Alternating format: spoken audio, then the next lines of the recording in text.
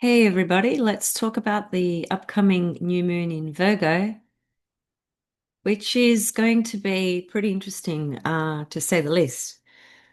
It's actually in a yod formation, so that is something I'm very, very curious about, particularly because this new moon in Virgo is at 0 degrees, and next month we're going to have a solar eclipse in Virgo at the 29th degree. So there's something, even just with those 2 points right there, new moon in Virgo, 0 degrees, something quite critical, something um, from an evolutionary perspective, 0 degrees is a very important degree.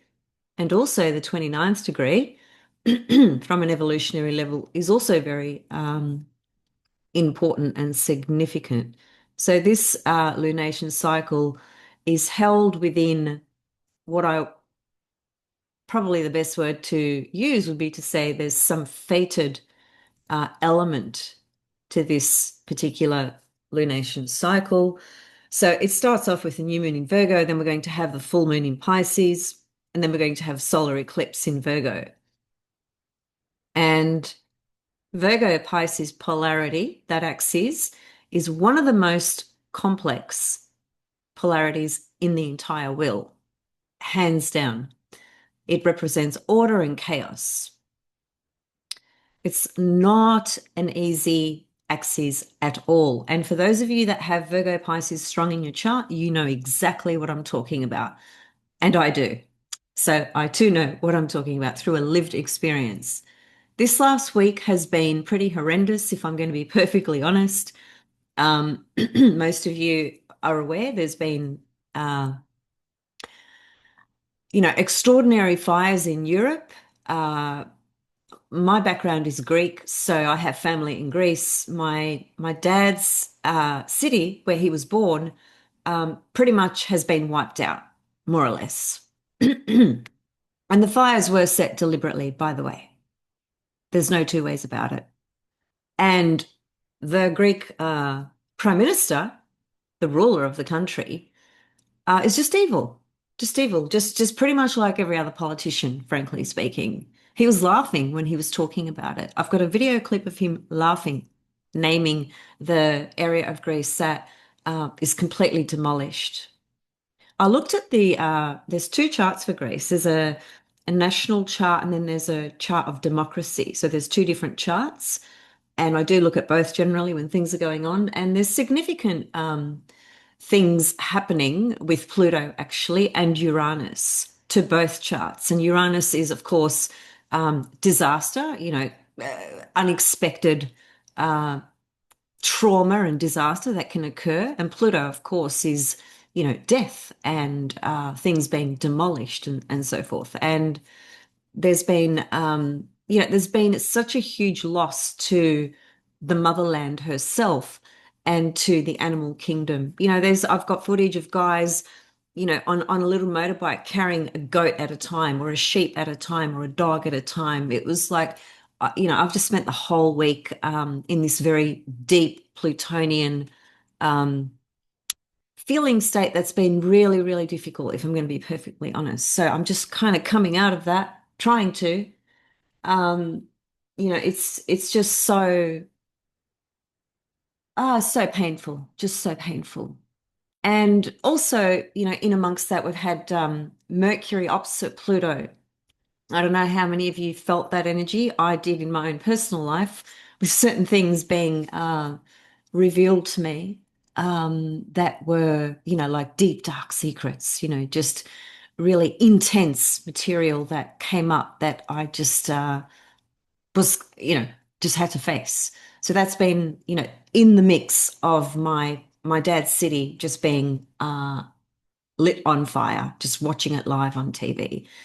This world, a lot of the time is just fucking horrendous. But anyway, that being said, things happen all the time. It's not like any of these things are new. Um, we know that there's numerous agendas going on. We know that there's systems that are still desperately trying to hang on to this demonic control. That's all I can call it, demonic control, to continue to enslave humanity and so forth, right? That's part and parcel of pretty much what's been happening on Earth for infinity. You could say, well, I wouldn't say for infinity.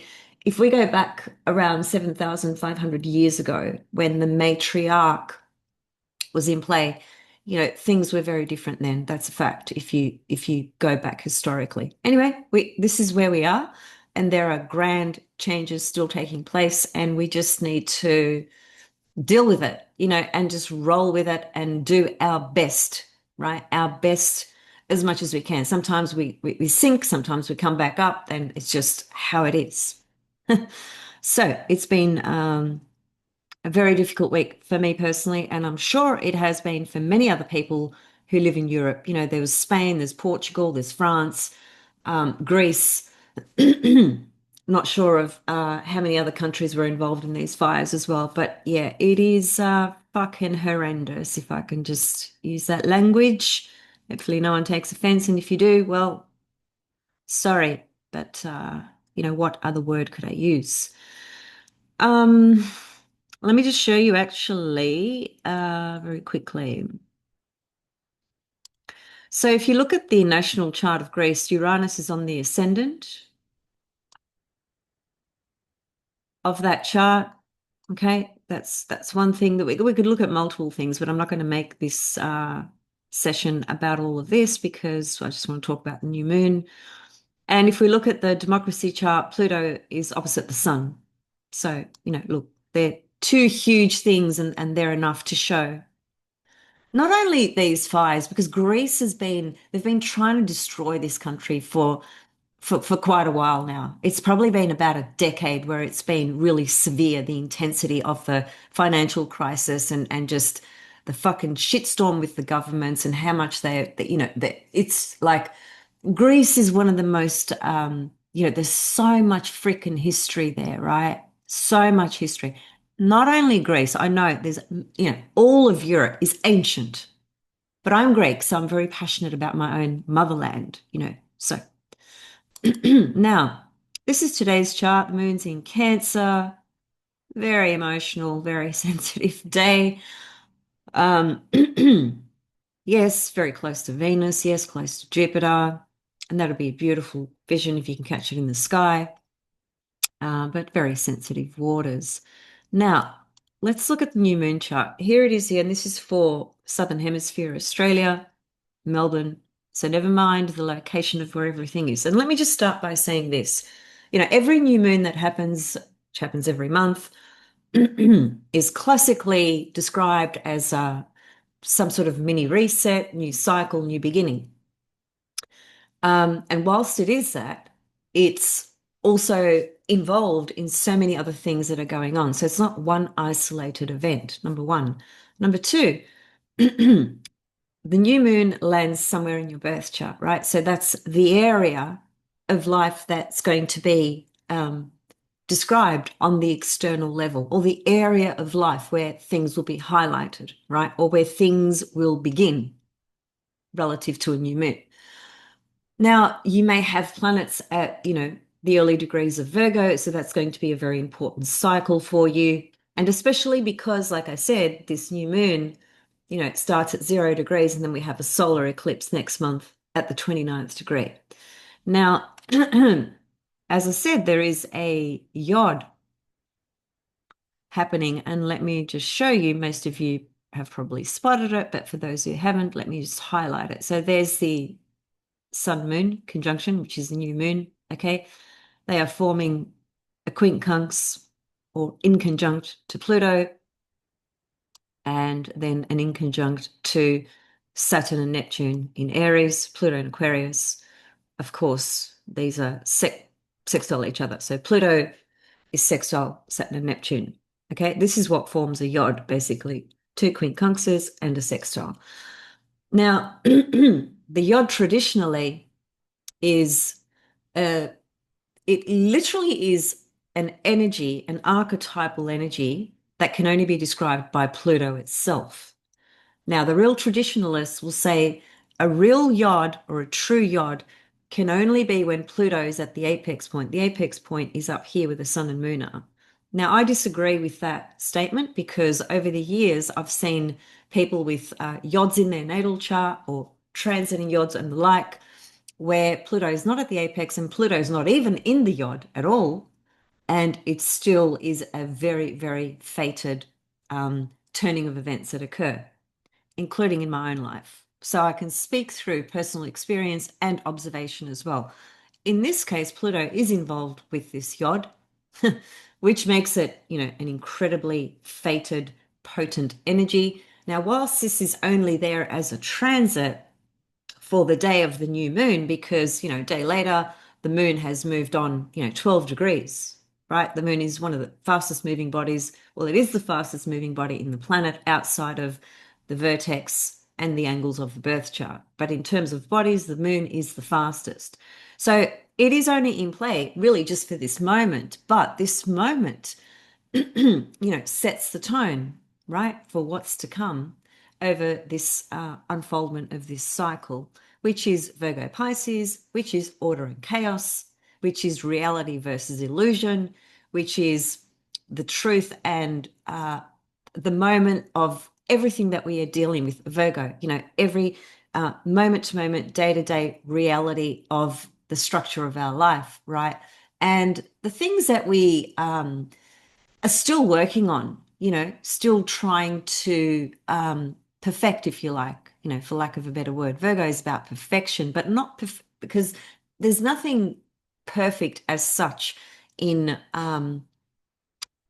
completely perfect. The only thing that I would say is completely perfect is the divine source creation to all things and the animal kingdom. Mother Nature, she's perfect in her cyclic rhythms, and there's no argument there. It's perfection in its natural state. Of course, it's humanity that has destroyed so much of that. Okay, so 0 degrees Virgo. Virgo obviously does bring up matters of health, just our daily life and daily routine and everything we are doing on a day-to-day basis. So it brings us back to the things that maybe we don't like, the things that we are still trying to work on, and the things that we are just trying to improve on our day-to-day life, right? But what's happening here with this yod is that, there's something quite, not for everybody, but for certain individuals, this yod is going to be quite significant. There's going to be some turning of events that will be quite unexpected, I want to say, particularly because the new moon is actually square Uranus as well. And Uranus is new to Gemini, right? And it's going to go back into Taurus pretty soon, till early next year. So we're just sort of really getting the, tiny little prelude of Uranus in Gemini. And we still don't know exactly what Uranus and Gemini will bring. It will bring some exciting and extraordinary, innovative perceptions and ideas and things like that. It's going to have a lot of great things. But relative to this new moon, Uranus square the new moon is indicating to us that there will be some unpredictable wild card that just kind of shows up out of nowhere relative to our own circumstances and where this yod is actually located in our own birth chart. So it's always important to relate this back to yourself and your birth chart, right? To get the more personalized meaning. One thing that I've heard, a lot of people talk about Uranus as, it's exciting, it's liberating, it's freeing, it's exhilarating, and it is all of those things, right? And it sets us free, absolutely. But the reason I love evolutionary astrology with Jeffrey Wolf Green's work, he's done so much work on addressing the matter of trauma when it comes to Uranus. And hardly anyone talks about that unless they've studied evolutionary astrology. And I think it's an important theme to address as well, because somebody might be having a Uranus transit in their chart to a personal point in their chart or planet. And, for the most part, it will be quite exciting and liberating and freeing, but it can be very, very disruptive, and it can bring up traumatic experiences as well. Once again, I've lived that, so I can speak from personal experience. So even though Uranus here, it is the wild card for sure. And it's the wild card in the sense of we don't know exactly what it's going to bring in, because Uranus basically corresponds to the unpredictable. Now, when we extend this relative to the solar eclipse that's coming up on the 21st of September in Virgo at the 29th degree, the 29th degree is quite a karmic degree, or it's quite an important degree from an evolutionary perspective, because it's the last degree in the sign. So it means that there's something quite big finishing, right? And when we look at this, it because it's Virgo, Virgo, 0 Virgo, 29 Virgo, it really has to do with the whole structure of our daily life in some kind of way, and health as well. But Bernadette Brady says about this eclipse, and also, before I tell you what she says, the new moon, the solar eclipse, the Virgo solar eclipse coming up on the 21st of September is also at the midpoint of Venus Pluto. So, that brings in relationships, right? For some people, that will be, relationships. Something fated, something, intensely fated about relationships, right? Now, she says this Saros series appears to be connected with the bringing to the surface of long-term worries about loved ones. I mean, that's not a happy statement, I know, but this is what she says, and she's pretty much on the mark most of the time with what she describes in her eclipses, okay? Because every eclipse belongs to a cycle, a Saros cycle that began 1,000 years ago, or 800 years ago, or 1,300 years ago. No eclipse is just, a, a day thing, as it were, right? It belongs to a long series of cycles. And in those cycles, if you were to follow them through, there's these, different little themes, stories that just kind of unfold through each eclipse that belongs to that particular family. So they are a family of eclipses which unfold over hundreds and hundreds and hundreds of years, right? And at this point, this particular eclipse, as she says, it connects to bringing things to the surface that maybe we've been worried about relative to family members. Then she says health issues to do with paperwork or communication. And I know a couple of people personally in my life that, really have some significant health challenges at the moment, for example. So I can see how this is going to be very important for them, for instance. So yeah, paperwork or communication. So, it might be receiving some news, or maybe you're going to get some tests done around that time, and the subsequent result will be something is going to be cleared up.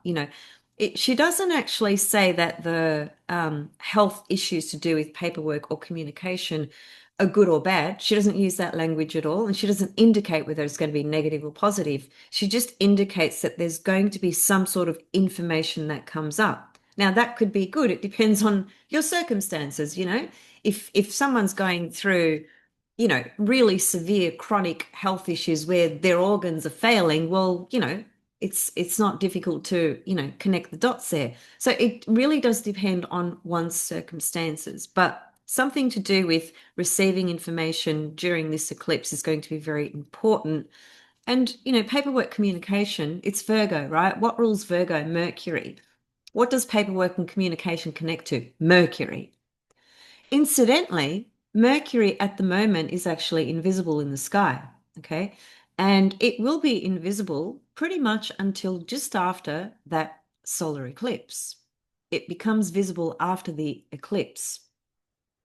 So, that shows us even just the phenomena of a planet being invisible. As I've often said, when a planet is invisible, it's kind of like it's out of reach to us because it's in the underworld, okay? And it's working through all the different things that it needs to work through, all the different processes, right, before it gets reborn and reappears in the sky and then comes through with its message, right, relative to the planet. In this case, message is the most appropriate word because it's Mercury, and Mercury is the messenger of the gods. So I find it really fascinating that, we've got a new moon in Virgo involved in a yod. Some fated twist of events will occur for some people. Squaring Uranus, it could be shocking for some people. It could be traumatic for some people. It's just important to be real and honest about this stuff and not fluff it up and, just stick to, oh, you're going to have this transcendental awakening, your mind's going to be blown. Yeah.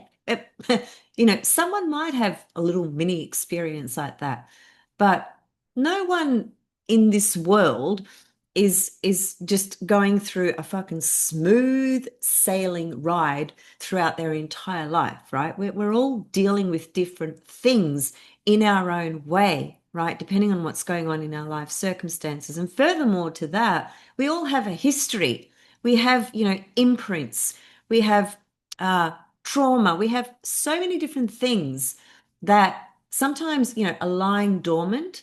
And a thing like a yod, what a yod is it comes in and it activates, it opens something up, and it's like a fork in the road, and a change happens, something big happens because something needs to change in the presets of things that were there, right? So let me just finish what else she says here.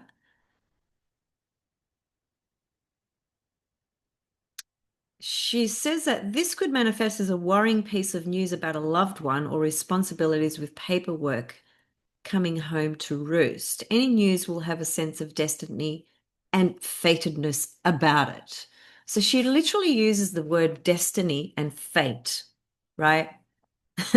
Which are really powerful words when they bring up something fated and destined. When an event brings up something fated and destined, it usually changes our life in quite a dramatic way. Now, for some people, this will not be the case.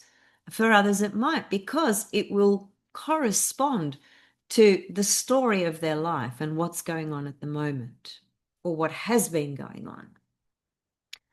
So there's something very fated and destined, she says it, about the eclipse. It starts off with this new moon in a yod. A yod is actually a fated, destined type of window or portal, if you like. Mercury is invisible, becomes visible just after the solar eclipse. And so Mercury is the messenger. So he's going to come out of the underworld. He's going to be seen in the sky, as it were.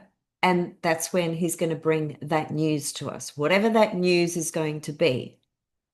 There is some concern there where she talks about family matters where, there could be some difficult news that come up. Now, I can think of a couple of people in my mind immediately that, this is so on point with their current circumstances. So obviously you need to think about this relative to your circumstances. Now, let me see.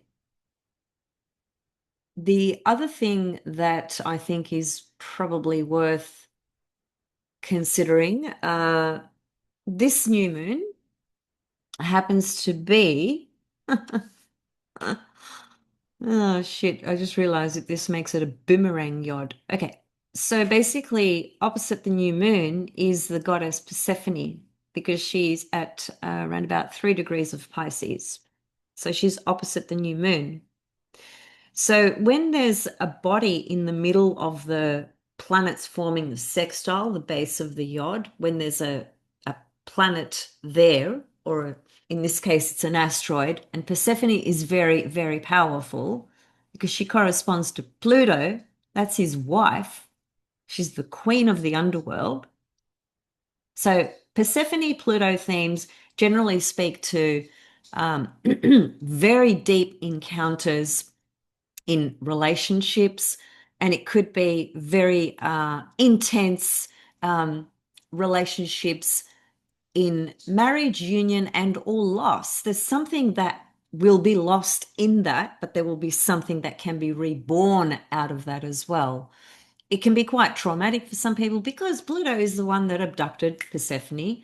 However, let's not forget that in certain parts of the story, we understand that Persephone actually decided to stay in the underworld. She wanted to stay there with Pluto.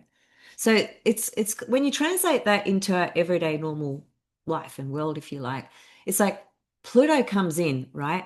Takes us into the underworld, right? In our own life with some kind of story and situation that we're going through. So we're forced to go into this really deep experience that is can be really painful, really difficult to contend with because the intensity is fucking overwhelming. And I can certainly relate to that with what's been happening in my life the last, few months.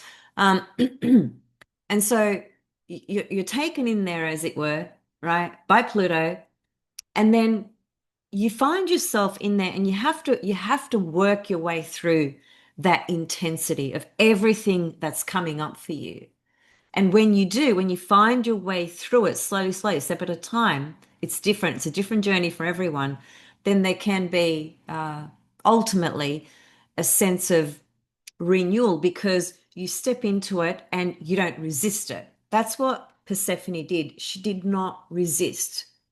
Once she was there and she realized the power that she could have, the transformation that she can go through, and the growth that she can experience in the underworld with Pluto, she had no resistance to it. And in fact, she absolutely embraced it and she became the queen of the underworld.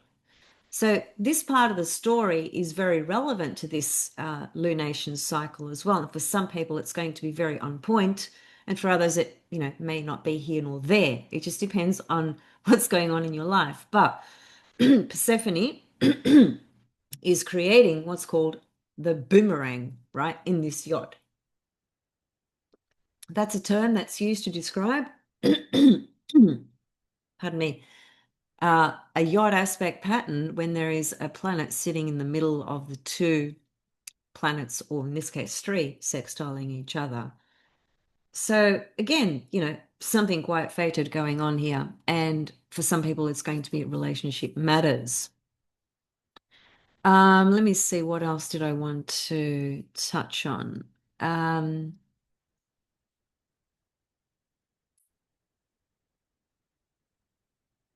I guess that's mainly it, really. The what's the biggest takeaway with this? There's something quite fated coming up. Um, it's inevitable. I don't think it's going to necessarily be easy, particularly because again, we're dealing with a yod, we're dealing with an eclipse that's coming up, we're dealing with a full moon in Pisces that's coming up, and we're dealing with this new moon in Virgo at 0 degrees. And just the signs, Virgo, Pisces, as I said, it is one of the most difficult polarities, right? Because think about it, Pisces usually sits here, and Virgo usually sits here, right? 12th house, 6th house. And that axis there is one of the most difficult because the 12th house is where we either wish to escape or we'll just remain in some fantasy illusion because we want to, because we're addicted to it, because we like it, because it feels better there, because we just don't want to face the reality. The reality is just too harsh. That's that's inherently, one of the most difficult things about Pisces Virgo, right? And of course, it's also about the necessity and or ability to have deep compassion for yourself, others, or for the situation that you are in, Pisces, but at the same time, having a critical, mindset to be able to discern and distinguish between if you're caught in this web of illusions and lies and fantasies, regarding your situational circumstances.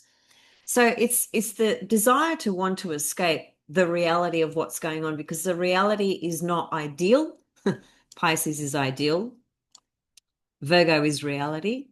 And Virgo is where we must confront the things that we still just haven't developed enough. It's our imperfections. It's how do we improve on these aspects of our life? Most people just want to sit up here in the 12th and just, live in the dream, live in the fantasy, get wasted, sleep all day, sit and lie in your bedroom all day and all night. That's 12th house. 12th house rules bedrooms. Sixth house is where you've got to come out and clean your kitchen, clean your toilet, clean your floors, organize your day, organize your calendar. It's not the place where most people generally like to be all the time. So, and that's just surface level stuff. There's much deeper implications on a spiritual level because Virgo on a spiritual level has so much purity in it, right? Don't forget, Virgo is the largest constellation. It's got Spica in it, one of the most, not one of, it's the most spiritual star out of all the stars. And Spica is in Virgo. So when we can find a way to tap into that Virgo energy, wherever Virgo is in your chart, we can tap into a much more purified aspect of Virgo, which actually corresponds very much to the head area of the constellation and also the hand where Spica is as well. Those regions there of the constellation Virgo have a real sort of virgin purity, spiritualness about it, right? That part of Virgo. And here we have, zero Virgo with new moon. So, there's with Virgo though, it's so complicated because we can have a tendency to just have a really sort of negative critical mindset. Everything is just so difficult. It's so hard. It's just very pessimistic, if you like, right? Because the reality of what we need to do, it's overwhelming. It's just too much. So we just retreat and go back into Pisces where we can just lose it, lose ourselves, whatever. And hey, there's nothing wrong with either of those positions. It's just that when they are very extreme and we're just sitting on one end and we're not integrating the other, there's this extreme sense of disorder that we experience or feel. So I think this Virgo new moon will highlight a lot of these things relative to our own circumstances, and particularly because it's in this yod aspect pattern. And, a yod is formed by inconjunct aspects, and an inconjunct aspect is a lot of different things, but one thing it is the need to sometimes to readjust certain things. It could be patterns, it could be something in the story of what you're involved in at the moment. And sometimes it's also about having to have to part ways with certain things, right? Having to have to let go of certain things. And that's why the yod brings the fork in the road and changes your direction. And for some, that might be a blessing in disguise. Um, Yods are very difficult when we resist what's trying to show up and the direction that we are,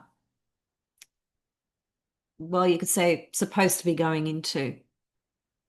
I say supposed to because it really depends on your personal circumstances.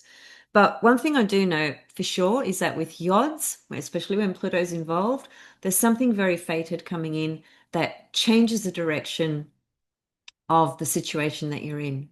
And if we resist it, that's what creates bigger pain and bigger difficulty. So, it'll just depend on who you are and what's going on. So anyway, look, that's really all I wanted to say for today. Let me see, Venus is on her way out shortly, isn't she, from Cancer? And she's going to go into Leo, and that will hit my descendant. So my seventh house has just been lighting up like a Christmas tree, as it does pretty much every Leo season, because I've got Leo there, and I can't tell you how many Leo guys I've met, of late. It's just been crazy, crazy, crazy. But I'm going to come back actually and talk about Venus in Leo. This is while she's still a morning star. So it's a very dignified and powerful position for Venus in evolution, and not in evolution, pardon me, in Babylonian astrology. Venus in Leo is said to have, it's like a secondary exaltation. It's one of her strongest signs, in other words, because Ishtar, who is Venus in Babylonian astrology, if you look at the gates of Babylon, which they've managed to, um, sort of rebuild and restructure and whatnot, and to present how the gates of Babylon used to look, thousands and thousands of years ago in basically modern Iraq. That's where Babylon was, right? Um, the the the gates of that part basically have all these lions on them with the goddess Ishtar, right? Because that was her primary animal, the lion. So, and that represents the morning star as well versus the evening star Venus. So Venus as a morning star, which is her current cycle and entering Leo, um, I think, well, I'm sort of going into it, aren't I? And I probably should pause because I said I want to come back and speak to that. So I will do that. I will just come back and speak to Venus in Leo, Venus morning star, and some of the themes that could come up for all of us. And I think collectively it's going to be very intense, if I'm going to be honest, because let's face it, there's shit storms left, right, and center, right? Nothing's calming down, nothing's cooling down, things are escalating.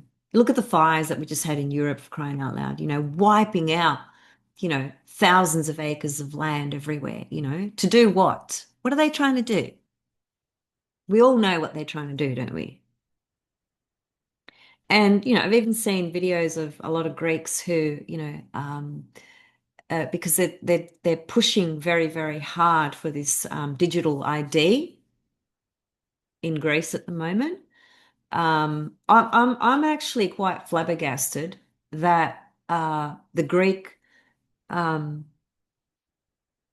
Greek systems are caught up in this manipulative agenda. I'm I'm I'm at a loss of words. I never expected it, to be quite honest with you, because the Greeks have always had a way of life that has been, it's always been about, just let's just chill, let's have our little siesta and fiesta, and let's just, it's always been a way of life that includes celebration and enjoyment, and there's so much rich history there.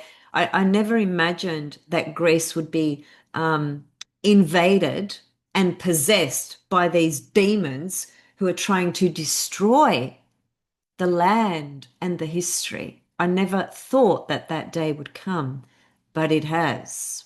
And there are many Greeks pushing back, pushing this BS as much as they can. And we're all going to have to do that because that's coming at everyone's doorstep at one point, probably sooner rather than later. And, it's just the same with the um, COVIDBS, right? There's a lot of people that push back against that. I'm one of them. There's a lot of people that, didn't go for it, didn't get those liquid thingos in their arms and whatnot. Um, so there are ways to say no. There are ways to say no, and we're going to have to if we want to see a different world to the one we've got today. Anyway, whew, yeah, it's heavy stuff. With Pluto on my ascendant, I thought Pluto in the 12th house was by far the most difficult transit. And Jeffrey Wolf Green says that as well. And I've lived that. And it was because I thought I was gonna die with Pluto in the 12th. Um, but with Pluto in the ascendant, I've got to say, the intensity is it's even bigger now. It's even bigger. It's got some great things about it, but there's some really difficult things about Pluto, transiting Pluto on the ascendant. And those of you that have it, I really would love to hear your experience, or if you've lived that, please write underneath this video your experiences. Because for me, what it feels like, I'm an all or nothing kind of person anyway, because Pluto dominates my chart. So I'm a very intense person by nature. But that intensity that I'm naturally akin to, that I naturally am, has been fucking magnified to the absolute hilt. And I'm just beside myself with the intensity, volume of intensity that I feel about everything. And it's over fucking whelming to say the least. The good thing is my X-ray vision with Pluto on the ascendant, and I had a moment yesterday where I had this tiny little um, window of seeing this person who betrayed me, who was very dishonest, who stole my identity, stole my wallet, my driver's license, and all this stuff. A female, by the way. I bumped into her yesterday after not having seen her after that incident. And because I'm the sort of person that I am, I actually said hello to her. And because she's the person that she is, and I can see right through her, all I saw in her face was the evilness that she has towards me, and just towards life. She's just one of those people, right? And she's just like, eyeballing me right from head to toe, what I'm wearing, what I'm looking like. I could literally see right fucking through her aura, right through her eyes, into her soul, and all I saw was darkness. And so I just said hi and then I just left because we're just sort of crossing paths. But that was a real Pluto moment for me, just seeing, right, the vibration of that entity because that entity was trying to hang around in my life for years and years and years. So Pluto on that level on the ascendant is fucking amazing. But the intensity of what you feel is overwhelming. And I'm just trying to deal with that on a fucking day-to-day basis. It's so fucking intense. It's like, it's like literally just going in and out of the underworld like this every fucking day. If you're living it or you've lived it, please share. Love to know. Um, anyway, wish you all the best for this lunation cycle. Of course, I'll be back for the full moon and we'll unpack that Pisces element a little bit further and whatever else is going on in the zone at that time as well, um, which will Venus in Leo is happening soon. So I'll probably see you in a couple of days for that or in a few days. All right. See you all soon. All best, much love, and reach out if you'd like to work with me. Look at your chart in in a very eclectic way with whatever it is you need.